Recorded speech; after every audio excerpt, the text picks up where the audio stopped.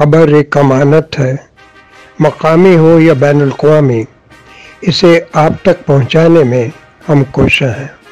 खबरों से बाखबर रहने के लिए चैनल सब्सक्राइब करके देखते रहिए टीवी फॉर यू। मैं फैसलाबाद से कोई 20-25 किलोमीटर दूर एक रिमोट गांव में पैदा हुआ। वहां पर मैं टाट स्कूल पे 5वीं जमात तक पढ़ा। स्कूल का एक ही कमरा था, 5 जमातें थी, 3 उस्ताद थे, वो बांट बांट के क्लासें पढ़ाते थे। जिस जिस तरीके से सूरज मूव होता था उस तरीके से हमारी क्लास भी उस दरख्त के नीचे मूव होती थी, क्योंकि दरख्त के साए के नीचे पढ़ते थे। अपनी अपनी बोरी लेके रख के पढ़ते थे। वो एंकर साहब एचीसन में पढ़ते थे, तो मैं उनको बताऊं कि मिडिल क्लास क्या होती, भाई मैं तो मिडिल क्लास से भी नहीं हूं। वो तो मैंने इसलिए कह दिया था कि आप कहीं गुस्सा ना कर जाएं कि गिल साहब ने तो कोई बिल्कुल ही अखीर कर दी है। तो बेसिकली तो मिडिल क्लास से आप हैं, मैं नहीं था। तो वो बोरी के साथ 5वीं जमात तक हमारी क्लास मूव करती थी। फिर हम हाई स्कूल गए, जो गांव से कोई 3-4 किलोमीटर दूर था। हमें लगा वहां पर हम भी शहर जैसे स्कूल में बैठेंगे। वहां जाके हमें यह पता चला, 2 चीजें पता चली। एक तो यह पता चला कि वहां भी 6ठी जमात से लेके 8वीं जमात तक टाट पे ही बैठना है। अच्छा, लेकिन वहां फर्क एक था, 5वीं तक घर से अपनी बोरी लेके जाते थे, 6ठी 7वीं 8वीं वहां टाट मौजूद था, तो बोरी बस्ते में नहीं डालनी पड़ती थी। तो यह फर्क था, यह तरक्की हो गई थी। उसके बाद यह भी पता चला कि पहली दफा अंग्रेजी सीखनी है, ए क्या होता है, बी क्या होता है, सी क्या होता है, यह 6ठी जमात में पता चला। और यह पता चला जब बड़ी एबीसी लिखना सीख ली कि इसकी छोटी बहन भी है। जैसे बड़ी मरियम बाजी है, ऐसे कि छोटी मरियम बाजी भी है। बड़ी एबीसी अगर आपने सीख भी ली तो छोटी एबीसी भी लिखनी सीखनी पड़नी है। वो बड़ी मुसीबत थी। उसमें पता चला 4 लाइनें हैं, उनके दरमियान में कोई लफ्ज ऊपर लिखना है, कोई नीचे, तो डंडे पड़ते थे सर्दियों में। तो मेरी उनको गुजारिश है, जो दोस्त समझते हैं कि मिडिल क्लास क्या होती है, तो मैं अब आपके यूट्यूब के लाइक्स और व्यूज तो मेरे बढ़ाने का ठेका नहीं है, तो मैं तो आपके साथ नहीं आ सकता। आप किसी और बंदे को इंटरव्यू कर लें जो टाट वाले स्कूल पे पढ़ा है, ताकि आपको पता चले कि मिडिल क्लास होती क्या है। हमारी फीस होती थी ₹1.25 स्कूल की, और घर से मिलते थे 25 पैसे लंच के लिए। तो जनाब इसको लोअर मिडिल क्लास कहते हैं, मिडिल क्लास नहीं कहते जिससे मैं बिलोंग करता था। हां ठीक है, हम अपने गांव में आसूदा थे, हमसे भी बहुत गरीब लोग थे गांव के अंदर, लेकिन अगर आपसे कंपेयर करें तो ना हमने तकरीबन मेरा ख्याल पहली दफा 11वीं जमात में पता चला कि ये पिज्जा भी कोई चीज होती है, बर्गर भी कोई चीज होती है। हमारे यहां सेब तब आता था जब कोई बंदा बीमार होता था। हमारे यहां किन्नू खाया जाता था क्योंकि घर का होता था, तरबूज खाया जाता था क्योंकि घर का होता था। यही 2-3 फ्रूट हमें पता थे। तो इसमें से निकल के शहबाज गिल पढ़ते पढ़ाते पीएचडी की शहबाज गिल ने लीडरशिप में, क्योंकि शहबाज गिल के बड़े ख्वाब थे। 30 स्टूडेंट थे मेरे साथ। कितने जी? मेरे प्राइमरी स्कूल में 5वीं जमात में जब हम पास आउट हुए तो 30 स्टूडेंट थे। उन 30 में से एक हमारी बहादुर पाकिस्तान बहरिया के अंदर सिपाही के तौर पर 10वीं जमात के बाद दाखिल हो गया, और दूसरा शहबाज गिल। बाकी उन 30 में से किसी ने मैट्रिक पास नहीं की। तो शहबाज गिल ने बड़े ख्वाब देखे। शहबाज गिल सोचता होता था, फिल्में देखता था हॉलीवुड की कि अमेरिका की भी यूनिवर्सिटियां हैं। शहबाज गिल एक यूनिवर्सिटी में पढ़ाने गया, मैं नाम नहीं लूंगा, प्राइवेट यूनिवर्सिटी थी इस्लामाबाद की। उन्होंने मेरा इंटरव्यू लिया, इंटरव्यू में मैं नंबर 1 आया। वो अभी भी प्रोफेसर साहब हैं, एक यूनिवर्सिटी के वाइस चांसलर हैं। बाद में मेरी उनसे बड़ी दोस्ती बनी, लेकिन उनको किसी की सिफारिश थी तो उन्हें वो बंदा सिलेक्ट करना पड़ा। तो मेरा दोस्त जो मुझे साथ लेके गया था, वो मुझे बाहर पूछता है कि नहीं बात बनी। मैंने कहा नहीं, यूनिवर्सिटी बहुत छोटी है, मुझे ऐसी यूनिवर्सिटी में पढ़ाना है जिसके कॉरिडोर लंबे हों ताकि मेरा कोट उड़े जब मैं उसमें चलूं। तो ये राणा साहब हाई कोर्ट में चलते हैं ना, तो इनके कोट उड़ते हैं। तो मैंने फिल्मों में देखा था कि प्रोफेसर्स के कोट होते हैं, वो पहनते हैं और वो कोट उड़ते हैं। तो वो ख्वाब देखता था मैं, पीएचडी की लीडरशिप में, अपने पैसों से, किसी स्कॉलरशिप के बगैर। पोस्ट डॉक्टरेट करने के लिए हुकूमत पाकिस्तान ने स्कॉलरशिप दिया। जरदारी साहब बैठे हुए थे उस टाइम, उन्होंने कहा सैलाब आ गया, पैसे खत्म हो गए, गिल साहब तो कोई पैसा नहीं देना। सो अपनी चीजें बेच के, अपनी प्रॉपर्टी बेच के मैं पोस्ट डॉक्टरेट करने के लिए अमेरिका चला गया। अमेरिका की दूसरी बड़ी university, university of Illinois Urbana champagne, और पूरे अमेरिका में इंटरनेशनल स्टूडेंट्स होस्ट करने वाली, जिस यूनिवर्सिटी में इंटरनेशनल स्टूडेंट पूरे अमेरिका में सबसे ज्यादा हैं, वो यूनिवर्सिटी है। जिस यूनिवर्सिटी में मैंने पढ़ने का ख्वाब नहीं देखा था, अल्लाह रब्बुल इज्जत ने करम किया और टाट स्कूल वाला बच्चा वहां पर 30 साल की उम्र में प्रोफेसर बन गया। पढ़ाना शुरू हुआ तो हम लोअर मिडिल क्लास से मिडिल क्लास में आ गए, हमारे यहां आसूदगी हो गई।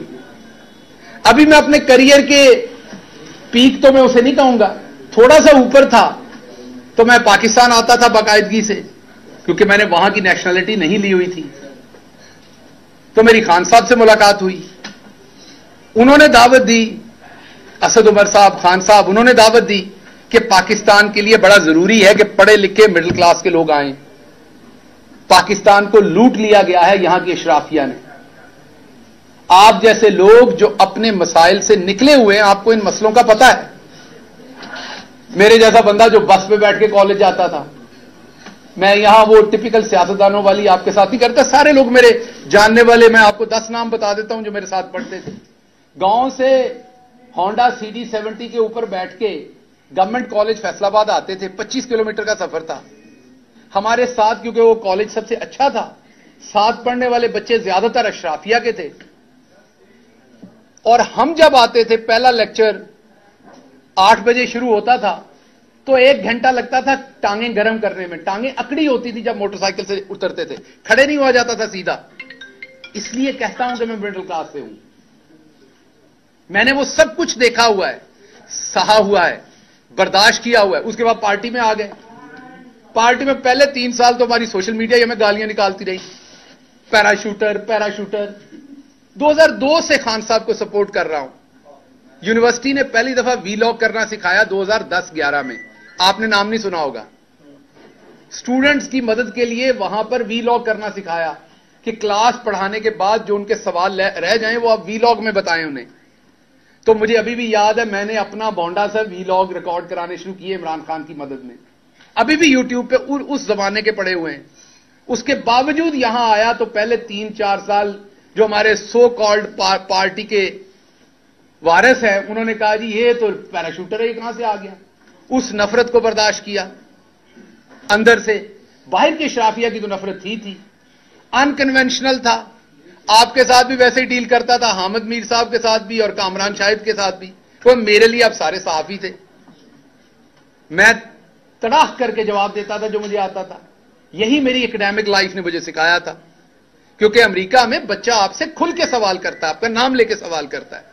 आप तैयारी करके क्लास में नहीं गए तो वो आपको उसी टाइम बता देता है। वहां आप जनाब लिहाज के चक्कर में आप गलत पढ़ा के नहीं आ सकते। आप ये नहीं कह सकते कि आज समोसे खाने का दिल है, क्लास नहीं पढ़ानी। आपको वक्त पे जाना है, पूरा काम करके वक्त पे निकलना है। मेहनत की, मां बाप की दुआएं थी, दोस्तों की दुआएं थी, आप लोगों की बहुत सारों की मेहरबानियां थी। मैं पॉलिटिकल लाइफ में आगे चलता गया, वज़ीर आज़म के दफ्तर में पहुंच गए, वहां भी काम किया। लेकिन जहां जहां मैंने काम किया, मेरे कंधों पर 29 लोगों का वजन था हमेशा। शहबाज गिल ने इसलिए फेल नहीं होना था और ना कभी इंशाल्लाह होगा, क्योंकि वो उन 30 लोगों को रिप्रेजेंट कर रहा था university of Illinois Urbana champagne में भी, वो उन 30 लोगों को रिप्रेजेंट कर रहा था यहां चीफ मिनिस्टर ऑफिस में भी, वो उन 30 लोगों को रिप्रेजेंट कर रहा था प्राइम मिनिस्टर ऑफ पाकिस्तान के ऑफिस में भी। शहबाज गिल के कंधों के ऊपर उन 30 लोगों की ख्वाहिशें थी साथ, क्योंकि उनमें से बेचारे ज्यादातर तो उधर चारा डाल रहे हैं, उन्होंने कभी शहर नहीं देखा, उनके पांव की एड़ियां फटी हुई हैं, कभी वो वैसलीन नहीं लगा सके। मैं वो टिपिकल सियासतदानों वाली बातें नहीं कर रहा कि जी मेरे घर में ये नहीं है, मेरे इलाके में ये नहीं है। मैं जो बातें कर रहा हूं, मेरे साथ 2-4 लोग चले, मैं अपने क्लास फेलो से आपको मिलवा देता हूं। सो उन तमाम लोगों का बोझ लेके मैं खड़ा था, क्योंकि मैंने जीतना था, मैंने उनके लिए जीतना था, ताकि आगे उनके बच्चे सोचें किस गांव में पैदा होकर स्टार्ट स्कूल में पढ़ के आपका जहां दिल करे आप वहां पहुंच सकते हैं। और मैं पहुंचा, मैंने अमेरिका में, ये रांझा साहब बैठे हुए हैं, ये बताएंगे, अमेरिका में जाके डॉक्टर्स तो हमारे सेटल हो जाते हैं, टेक्निकल एजुकेशन, वो भी बहुत बड़ी बात है, छोटी बात नहीं है। लेकिन अमेरिका में पाकिस्तानी पढ़ा हुआ प्रोफेसर आप ढूंढ के दिखा दें मुझे। अशराफिया का बच्चा तो होगा अमेरिका की किसी यूनिवर्सिटी में पढ़ाता, किसी गरीब आदमी का बच्चा आपको एक आदि मिलेगा अमेरिका की यूनिवर्सिटियों में, और वो भी अमेरिका की टॉप यूनिवर्सिटी के अंदर। मैंने अपने ख्वाब देखे, मैंने अपने ख्वाबों के लिए मेहनत की, मैं अपने ख्वाबों के लिए रात दिन जागा, मेरी फैमिली मेरे साथ खड़ी हुई, मैंने अपने ख्वाब जिए। उसके बाद मैंने एक और ख्वाब देखा। मैंने ख्वाब देखा कि पाकिस्तान को हमने बदलना है, मेरे जैसे लोगों को आगे आना है। हसन और हुसैन को हमारे मसले नहीं पता, वो बस की छत पर बैठ के नहीं गए कभी भी बोर्ड का एग्जाम देने के लिए। हसन और हुसैन को नहीं पता कि अगर आपका कॉलेज में मेरिट पे दाखिला नहीं हो रहा तो आपने देहाती कोटे पे कैसे दाखिला लेना है, वो मुझे पता है। सो इसलिए मुझे लगा कि मेरे जैसे बंदे को आना चाहिए। मेहरबानी इमरान खान की कि उसने मौका दिया। मैंने अमेरिका में अपनी वो तनख्वाह जो आज शायद 60-70 लाख बनती होगी महाना, जब छोड़ के आया था तो 35-40 लाख बनती थी, जो एक मेरी तरह के मिडिल क्लास का ख्वाब हो सकता है। कहा जाता है जो आपके फार्म हाउस है आपका वो है, और भाई लूट के नहीं, वहां मेहनत से कमाया था। जो कुछ भी है, लोग इल्जाम तो पाकिस्तान में सब सियासतदानों पे लगते हैं और वो इल्जाम कभी प्रूव नहीं होते। मेरा आपको चैलेंज है कि मेरे पे अल्लाह के करम से अजान हो रही है, इल्जाम लगा के दिखाएं कि मैंने करप्शन की है। अगर पार्टी के 5 सबसे आप ऑनेस्ट बंदे निकालेंगे तो मैं उन 5 में एक हूंगा, और अगर गलत कह रहा हूं तो कोई सामने आए और इल्जाम लगाए। पंजाब में 1 साल रहा हूं, फेडरल में मैं 3 साल रहा हूं, 2.5-3 साल। कोई एक ऑफिसर खड़ा होकर बताए मैंने एक ट्रांसफर, एक पोस्टिंग, एक सिफारिश के लिए किसी को फोन किया अपनी जात के लिए। अगर कोई बुजुर्ग आ गया है, अगर किसी के साथ जुल्म हो रहा है पुलिस की तरफ से, किसी सहाफी का मसला है, तो बिल्कुल वो रफाए आमा के लिए किया, अपनी जात, अपने रिश्तेदारों, अपने किसी अजीज का काम किया हो। मैंने तो कभी अपने किसी अजीज की इमरान खान से तस्वीर नहीं बनाई। चीफ ऑफ स्टाफ होने के बावजूद मेरे किसी दोस्त की तस्वीर दिखा दे, मेरे किसी फैमिली मेंबर की, मेरे भाई की, मेरी बीवी की, मेरे किसी इंसान की तस्वीर दिखा दे इमरान खान के साथ। मैंने एक ही चीज सीखी थी, पूरा तोलो। जब मेरे पे जिम्मेदारी थी मैंने पूरा तोला। मैंने अमेरिका में एक आर्टिकल लिखा। मेरे दादा एक अनपढ़ थे, चौधरी इस्माइल गिल। जब पाकिस्तान बना, इधर मजाक उड़ाया गया, इनकी दादी आलू पालक पका रही थी गर्मियों में। हम अमृतसर वाले हर चीज की वड़ियां बनाते हैं। सर्दी तब फ्रिजें नहीं होती थी, सर्दियों की आपकी जो सब्जियां हैं वो गर्मियों में इस्तेमाल होती, गर्मियों की सब्जियों। अब आप हमारा क्योंकि उधर बॉर्डर बंद है, हमें पता नहीं इस कल्चर का। अमृतसर से जो लोग आए वो भी घरों में बनाते हैं, तो आपको इस बात का क्या पता कि हम गर्मियों में भी साग खाते थे, हम गर्मियों में भी आलू मटर हमारे पास होते थे, क्योंकि हम उसका जैसे आप अचार बनाते हैं इसी तरीके से वो सब्जियां भी सिक्योर हो जाती थी। बहरहाल इस बकवास में मैं क्या जाऊं, मैं वापस आता हूं कि मेरे दादा बहुत परेशान थे कि उन्होंने पाकिस्तान आना है कि नहीं। ये मैंने आर्टिकल लिखा था अमेरिका में, दोबारा पब्लिश करूंगा। ये लिखा था जब आदित्यनाथ योगी के क्या नाम है उसका, जो यूपी का चीफ मिनिस्टर बना, जब उसने कहा कि मुसलमान चले जाएं, तो मैं अमेरिका में प्रोफेसर था पाकिस्तानी, तो मैंने एक आर्टिकल लिखा था अमेरिका की अखबार में कि मेरे दादा बहुत परेशान थे कि उन्हें पाकिस्तान जाना है कि नहीं, क्योंकि सब कुछ छोड़ के जाना पड़ना था। उन्होंने फैसला लिया था और वो सारी उम्र जब तक यहां थे, जितनी देर जिंदा रहे, तो वो पूछते रहे, अनश्योर थे कि मैंने सही फैसला किया था कि नहीं। उसको देश कहते थे जब भी बात सुनाते थे। सभी के आपके बुजुर्ग जितने, वो देश कह के बातें सुनाते थे, आपको पता है। तो वो अनश्योर थे कि मुझे वहां जाना है कि नहीं जाना, छोड़ के आना चाहिए था कि नहीं। तो मैंने अमेरिका में बैठ के जवाब दिया था कि दादाजी आपका फैसला दुरुस्त था। अगर आज आप इंडिया में होते तो आपको आदित्यनाथ योगी जो है वो आपको 2-3 हजार रुपए देता, कहता टिकट पकड़ो और लाहौर जाओ। आपने अच्छा किया था, पाकिस्तान आ गए थे। वहां मुसलमानों के लिए पनाह नहीं है, घर नहीं है। लेकिन अगर मेरे दादा को यह पता होता कि मेरा पोता सारी मेहनत करके हर जगह पहुंचेगा, फिर उसे नंगा करके मारा जाएगा, तो शायद वो दोबारा सोचते कि मैंने जाना था कि नहीं। और मुझे अगर अमेरिका में यह लिखते हुए पता होता और अगर मुझे आते हुए यहां पता होता कि मैं पाकिस्तान बदलने जा रहा हूं। आपने देखा हमारी पार्टी में मैं अपनी पार्टी के हर शख्स का एहतराम करता हूं जो आज इमरान खान के साथ खड़ा है। इमरान खान जान की बाजी लगा रहा है इस कौम के लिए। जो उसके साथ किसी भी तरह से खड़ा है, मैं उसके पांव की धूल के बराबर भी नहीं हूं।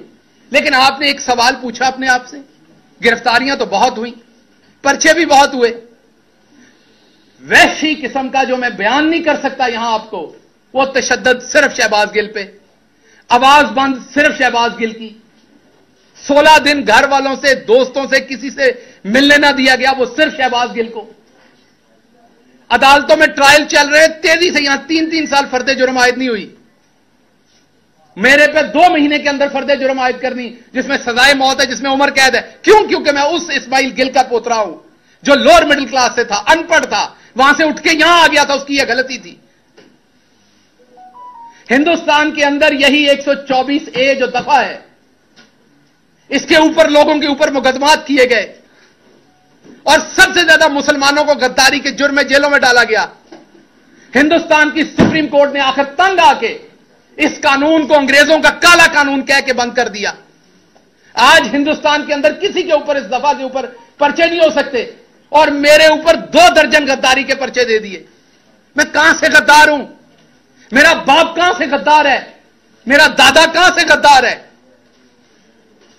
हम अपना सब कुछ छोड़ के इस मुल्क में 2 दफा हिजरत की हमने। मेरा दादा सब कुछ छोड़ के आया, मुझे मौका मिला, मैं दुनिया के सबसे सुपर पावर में गया, वहां की सबसे बड़ी यूनिवर्सिटी में गया, मैं टॉप सैलरी ले रहा था, अपने सारे मटेरियल ख्वाब जी सकता था। सब कुछ छोड़ के, अपनी फैमिली वहां छोड़ के मैं यहां आया। मुझे सबने मना किया, मुझे पछतावा नहीं है, मैं इसकी कीमत दे रहा हूं। लेकिन आपको बता रहा हूं, ओवरसीज पाकिस्तानियों को बता रहा हूं, आपको यह बुखार नहीं होना चाहिए। मैंने आज रांझा साहब को बताया, इनको भी बड़ी चुल है यहां सियासत करने की। मैंने कहा आपको यह बुखार नहीं होना चाहिए, चुप करके वहां अपना काम करें, पाकिस्तान की मदद करनी, वहां से पैसे भेजें बस।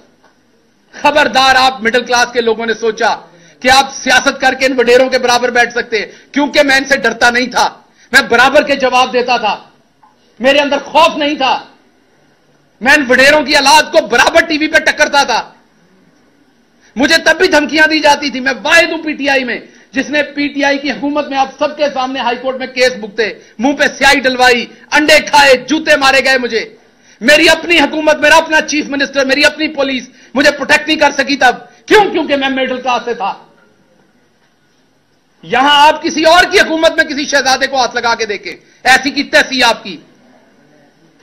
गरीब को तो ऐसे उठाते हैं, गरीब को तो ऐसे उठाते हैं, मिडिल क्लास के बंदे को तो ऐसे उठाते हैं जैसे उसका कोई हक ही नहीं है। एफआईआर देते हैं, मैं देखता हूं उसमें जो दफात लगी हुई हैं, इतनी तो जमातें नहीं मैंने पढ़ी सारी जिंदगी में जितनी आपने दफात लगा दी मेरे ऊपर। और मेरे बयानों को अपनी मर्जी से तोड़ मरोड़ कर पेश किया। आप कहते मैंने ये गुनाह नहीं किया, नहीं आपने किया है। जबरदस्ती है आपके ऊपर कि आपने किया है गुनाह। अब क्या हो रहा है? छुपा के एफआईआर दी जा रही है। अगर मैं पॉइंट आउट करता हूं, कहते पार्टी छोड़ रहा है। लोग अपने अपने वीलॉग्स के व्यूज बढ़ाने के लिए शहबाज गिल पार्टी छोड़ने की सोच रहा है। शहबाज गिल ने अपना सब कुछ जला दिया इस मुल्क के लिए। इमरान खान के साथ अभी भी खड़ा है, पार्टी छोड़ने के लिए खड़ा है। सो इसलिए मैं आज की प्रेस कॉन्फ्रेंस में जो सबसे इंपॉर्टेंट बात आपसे करने जा रहा था, वो अब करने जा रहा हूं। मेरे ऊपर एक बलूचिस्तान में एफआईआर दी गई, जिसको हमने वहां पर वकला हायर किए। आम बंदे के लिए आम बात है।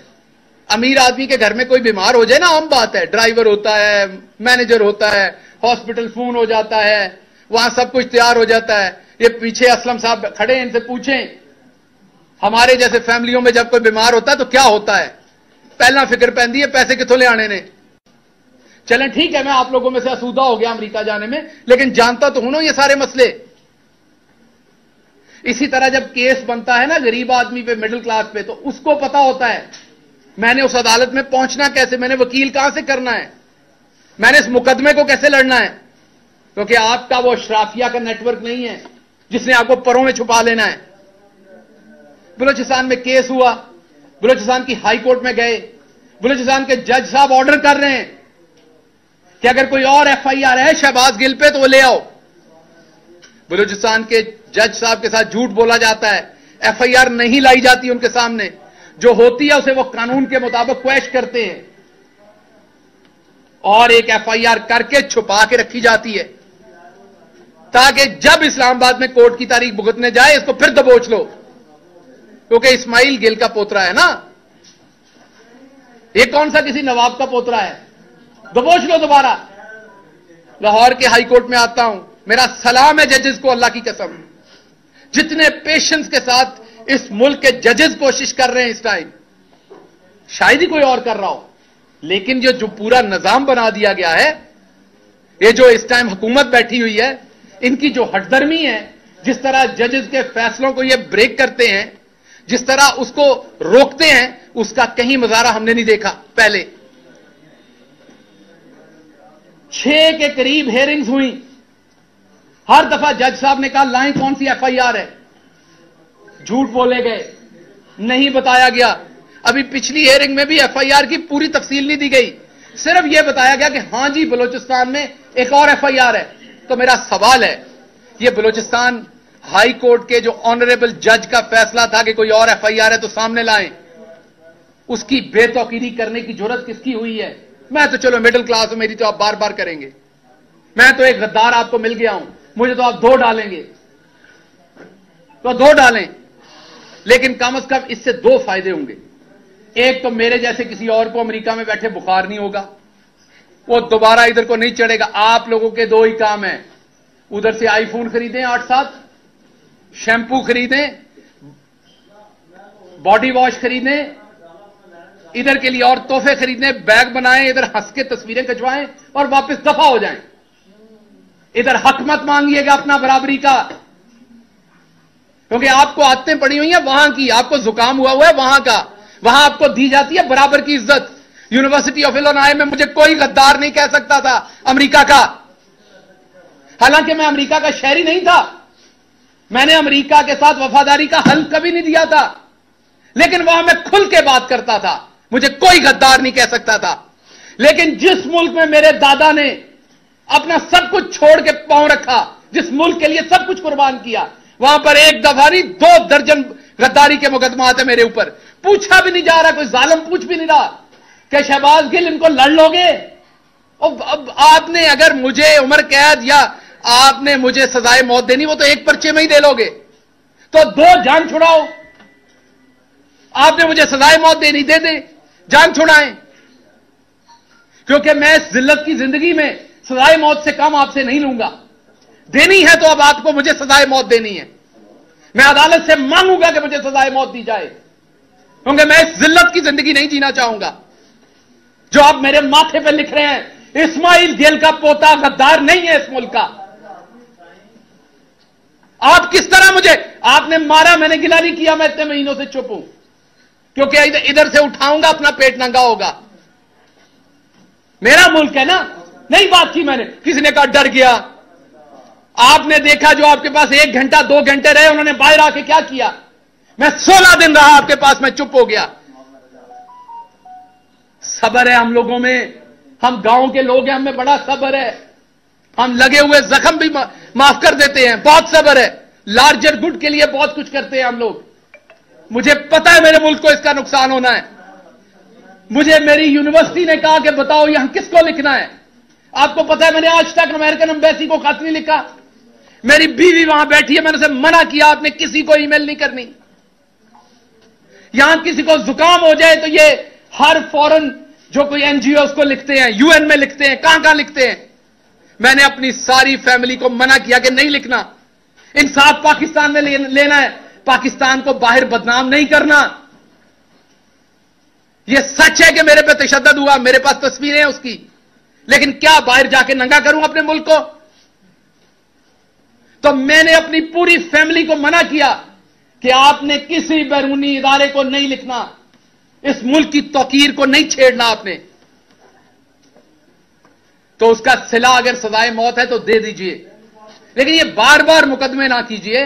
मिडिल क्लास हूं, तकलीफ होती है। मैंने हराम नहीं कमाया हुआ गवर्नमेंट में, मैंने लोगों को हराम कमा के नहीं दिया हुआ, मैंने ट्रांसफर पोस्टिंग डीसी डीपीओ नहीं लगवाए हुए,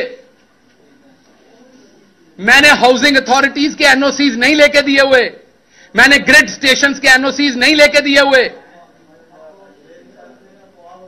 मुझे तकलीफ होती है इन केसेस को लड़ते हुए। आपने एक बनाया, उसके अंदर 13 दफात है, उसमें सजाए मौत भी हो जाएगी। करवाएं, शौक से जान छुड़ाएं, ताकि आइंदा कोई ये ख्वाब ना देखे, कोई मिडिल क्लास का शख्स ना देखे कि वो ऐवान में जा सकता है। मैं माफी मांगता हूं कि मैंने ये ख्वाब देखा था, मैं माफी मांगता हूं कि मैं आपके बराबर समझता था अपने आप को। आप काश मुझे शुरू में धुतकार देते, आप मुझे शुरू में मेरी औकात बताते। सो इसलिए मैं दोबारा आपको कहता हूं, मेरे पे मुकदमात करने सामने करें, ये छुपा छुपा के ना करें। मैं इतना ताकतवर शख्स नहीं हूं, ना मेरे पास कोई इतना नेटवर्क है पाकिस्तान के अंदर कि मैं आपके छुपे हुए मुकदमा ढूंढ लूंगा, कभी वहां से बलूचिस्तान से। वो मैंने जहां पे मेरे पे मुकदमा किया, मैंने देखा है वो 22 घंटे की मुसाफत है। तो उससे बेहतर नहीं आप इधर ही सजाए मौत दिलवा दे। मेरे घर वालों को लाश लेने की भी आसानी होगी, वहां से उस जेल से कैसे लाश लेके आएंगे। तो कुछ तो सोचें। या ये जुर्म मेरा ये है कि मैं मिडिल क्लास से हूं, आपने फड़का के रखना है। मैंने कभी नहीं कहा कि किसी, इवन नून लीग के किसी बंदे को आज तक मैंने नहीं कहा कि उसे जेल में डालें। मैं मुजफ्फरगढ़ से निकला, हमारी हुकूमत थी उस शाम को, मैंने कहा मैं सबको माफ करता हूं। आपको मेरी प्रेस कॉन्फ्रेंस याद होगी, मुजफ्फरगढ़ में मुझे पकड़ा गया था, हमारी हुकूमत बन गई थी। मैंने कहा यहां से ऐलान करता हूं, मेरी पार्टी किसी नून लीग वाले को सियासी मुखालफत बयानबाजी में अंदर करेगी, मैं खिलाफ खड़ा हूंगा जाके। अभी भी कहता हूं, हमेशा खिलाफ खड़ा हूंगा। एक तरफ करप्शन करने वाले नवाज शरीफ के बेटे की तस्वीर लीक हो गई थी,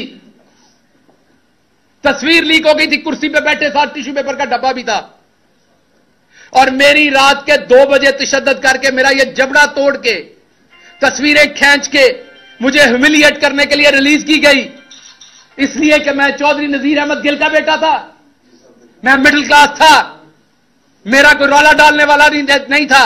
मैंने किसी सहाफी को पेट्रोल पंप या उनके प्लॉट नहीं दिए हुए थे, मेरी माफिया नहीं थी। ख्याल करें, कुछ ख्याल करें। ये ला इलाहा इल्लल्लाह मोहम्मद रसूलुल्लाह के नाम पे बना है मुल्क, ख्याल करें कुछ। अगर आम आदमी गलती से पहुंच जाता, ख्याल करें कुछ। बड़े सारे ख्वाब है मेरे गांव के मेरे साथ जुड़े हुए, बड़ी सारी ख्वाहिशें हैं उनकी अभी, और मैंने सब लोगों की तरह उनको डबोया नहीं है। आपने मुझे 16 दिन रखा, आप मुझे दोबारा 16 दिन रखें, मेरे पे एक छींटा करप्शन का निकाल के दिखाएं। पाकिस्तान में आज करप्शन करना नॉर्मल है। मेरी फैमिली ने एक दफा 2000 रुपए का पेट्रोल, सरकारी गाड़ी का 2000 रुपए का पेट्रोल जो है वो प्राइवेट गाड़ी में डाल दिया। मैंने अपनी फैमिली से लड़ाई की, मैंने वो 2000 का पेट्रोल उसी टाइम कैश के साथ सरकारी गाड़ी में डाला। मैंने इबादत समझ के ये काम किया है। सो इसलिए या तो मुझे सजाए मौत दे, ये वाले काम मेरे साथ ना करें। हर दूसरे दिन आप मेरे पे एफआईआर दे देते हैं। मैं राणा सनाउल्लाह साहब उसके बाद कहते हैं कि जी भुगते हैं जी, इनके रोने निकल गए। मैं मास्क मांग रहा था, मैं रो नहीं रहा था। आपका सांस बंद होगा तो आपके मुंह से भी निकलेगी वो चीज। मेरा सांस बंद था। मैं चुप इसलिए हूं कि मैं बोलूंगा तो उसमें बेतौकीरी है। मैं बुजदिली से चुप नहीं हूं, मैं बेतौकीरी से चुप हूं। गुस्सा है अभी मेरे अंदर, मैं किसी अपने के बारे में कुछ गलत ना कह दूं, क्योंकि मैं गलत, आप अपना आपके साथ गलत भी करता है ना, तो आप गलत वापस नहीं कह सकते। जिससे आपने सारी जिंदगी प्यार किया हो ना, आपके साथ वो ज्यादती भी कर जाए तो आप वापस गलत नहीं कहते। मुझे अदराक है कि मेरे मुंह से कुछ गलत नहीं निकलना चाहिए, वरना इससे ज्यादा मेरे साथ और क्या होना है। जो हो चुका है, जो हो रहा है, मेरी आपने पूरी जिंदगी पिछले 6 महीने में तबाह करके रख दी। आप यहां तक नहीं रुके कि आपने मेरी बीवी पे झूठे केसेस बना दिए। मेरी बीवी जो कि एक प्रोफेसर है, पढ़ाती है वहां पे, पढ़ती है, पीएचडी कर रही है, आपने उसमें झूठे केसेस बना दिए ताकि वो पाकिस्तान ना आ सके। मुझे आपने ईसीएल पे डाल दिया ताकि मैं अपनी फैमिली से ना मिल सकूं। सब कबूल है, गद्दार मत कहिए, गद्दार नहीं हूं मैं। और जो करना है वो एक एफआईआर में कर लीजिए, आपके हाथ में है। और मैं आपको बता दूं, मुझे किसी ने नहीं बचाना, मुझे यह भी बताया। अगर फांसी आपने देने का सोच लिया तो लगनी है, मैं हाजिर हूं, क्योंकि मैं बच नहीं सकता, तो मैं अब और क्या सोचूं, तो मैं हाजिर हूं, अब कर लीजिए। अगर जिंदगी इतनी लिखी तो ऐसे सही। लेकिन आपको पता है कि जिस दिन सजाए मौत दी जाती है उस दिन भी नहला के धुला के दी जाती है, उस दिन भी आपको खाना खिलाया जाता है, आपकी किसी सूरत तजलील नहीं की जाती। ये तजलील ना करें कि मुझे पता ही नहीं होता एफआईआर कहां है। मैं हर रोज नई एफआईआर ढूंढ रहा हूं, अदालतों के चक्कर लगा रहा हूं, जी बता दे मेरी एफआईआर कहां है। और आवाज बुलंद करता हूं कि पार्टी के लोग मुकदमे नहीं करते, कहते हैं जी पार्टी पे तनकीद कर रहा है। और भाई मैं बता रहा हूं, मैं असद उमर को देखता हूं, वो हर अदालत की पेशी पे खुद पहुंचे होते हैं। हक किनका लड़ रहे हैं? पंजाब के एमपीएस का, कि जल्दी इलेक्शन हो, और वहां 3 एमपीएस होते हैं, बाकी कोई नहीं होता। तो क्या यह गलत बात है अगर मैं करता हूं तो इसलिए आपके कोई सवालात हैं तो मैं उनका जवाब दूंगा। मैं सिर्फ यह चाहता हूं कि आपने जिस तरीके से फवाद चौधरी के केस में 4 दफा हाईकोर्ट के जज की बेतौकीरी की, इंडियन सुप्रीम कोर्ट फैसला दे चुकी है 124A पे। बंदयाल साहब, आप शान है पंजाब की, पाकिस्तान की, बड़ी बड़ी आपसे तौक़ात है, दुनिया की बेस्ट यूनिवर्सिटी से पढ़े हुए हैं। Please move your pen.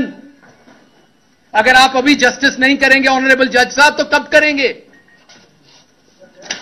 अगर इंडियन सुप्रीम कोर्ट हटा सकती है, अंग्रेज जो हमारे ऊपर गासिब था, हम जिसके गुलाम थे, वो कहता था इस केस में आप गद्दार हैं, अब तो ये हमारा अपना मुल्क है, अब हम गद्दार कैसे हो गए? या फिर बता दीजिए कि ये अभी भी सिर्फ अशराफिया का मुल्क है, मिडिल क्लास गांव के लोग अभी भी यहां गद्दार हो सकते हैं।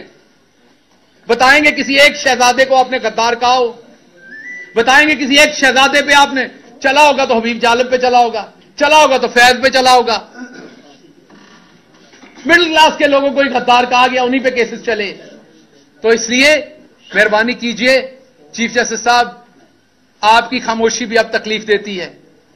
मेहरबानी कीजिए, पाकिस्तानी आपकी तरफ देख रहे हैं। पूरे एहतराम से मैं कह रहा हूं, मैं पूरे एहतराम से जजेस को कह रहा हूं कि आपकी तरफ देख रहे हैं। मैं आपसे यह भी वादा करता हूं, कोई आया तो मैं उसे एयरपोर्ट पे खुद रोकूंगा। मैं आप किसी ओवरसीज पाकिस्तानी को सियासत में नहीं आने दूंगा जो ईमानदारी से सियासत करना चाहता है। हां, वो वाले तो आएंगे जो आते हैं, वजीर आजम बनते हैं, काम पूरा करते हैं, बक्सा उठा के वापस चले जाते हैं। कोई हमारी तरह का आने लगेगा ना मिडिल क्लास, तो मैं उसे कहूंगा नहीं आना। मुझे यह समझ आ गई है कि हमारी ये औकात नहीं है। मुझे अच्छी तरह से समझ आ गई कि हम इस चीज के लिए नहीं बने। मुझे यह भी अच्छी तरह समझ आ गई, इवन यहां बैठे भाइयों ने भी अभी मेरे कपड़े उतारने हैं, शहजादों के नहीं उतरने। शहजादों से सवाल नहीं, ऊंची आवाज में सवाल नहीं हो सकता। यहां पे बैठे भाइयों ने भी, डॉक्टर साहब आप तब ये किया करते थे, आप अपनी हुकूमत में ये किया करते थे, आपको तब शर्म नहीं आती थी, आपको तब ख्याल नहीं आता था। क्योंकि आपको भी पता है आगे मिडिल क्लास बैठा हुआ है। सो ये हमने पूरा माशरा जानवरों का माशरा बना दिया है। इवन जंगल में भी हकूक होते हैं, हमने जंगल से भी ऊपर काम कर दिया है। मैं नहीं बोलना चाहता, इसलिए खुदारा दोबारा सोचिए। हम इस मुल्क के शहरी हैं, हम इस मुल्क से मोहब्बत करते हैं। इस मुल्क के अदलिया हो, कोई भी इदारा हो, हर इदारे का एहतराम करते हैं, मोहब्बत करते हैं। पॉलिटिकल डिफरेंसेस हो सकते हैं, इसलिए इनको पॉलिटिकल डिफरेंस रहने दीजिए, इस हद तक ना जाइए। हमने नवाज शरीफ की तरह करप्शन नहीं की हुई, हमने पैसा नहीं बनाया हुआ। हम पे 1-2 केस बनाए, उसमें मैंने बार बार कहा सजाए मौत करा दें। इतनी लंबी चौड़ी ये कोई, आपने तो इतनी तो रेस्टोरेंट के अंदर डिशेस का मेन्यू नहीं होता जितनी एफआईआर दे मारी हैं। एक मिडिल क्लास बंदा किधर से उनको पकड़े, किधर से पूरा करे। ब्राहे करम TV4U को लाइक, शेयर, सब्सक्राइब कीजिएगा। मिलते हैं नेक्स्ट वीडियो में, तब तक के लिए अल्लाह निगहबान।